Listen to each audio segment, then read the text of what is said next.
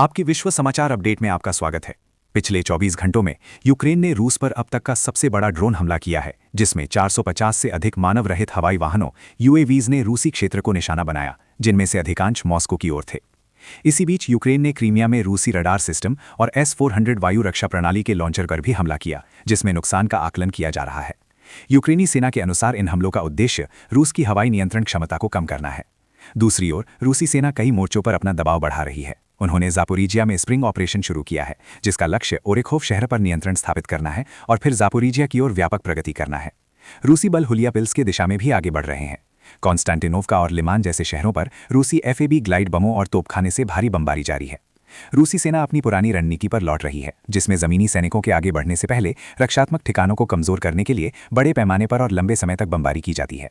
सुमी क्षेत्र में रूसी सेना सीमावर्ती क्षेत्रों पर कब्जा कर रही है और अपनी स्थिति मजबूत कर रही है, जिसका उद्देश्य यूक्रेनी रक्षा पंक्ति के केंद्रीय खंड को खत्म करना है। स्लोवियांस्क क्षेत्र में भी महत्वपूर्ण घटनाक्रम हो रहे हैं, जहां रूसी इकाइयां डोनबास नहर के पूर्वी तट पर यूक्रेनी सुरक्षा को धीरे धीरे कमजोर कर रही हैं। यह रणनीतिक रूप से महत्वपूर्ण है, क्योंकि इससे स्लोवियांस्क और क्रामेटोस्क में यूक्रेनी रसद खतरे में पड़ सकती है।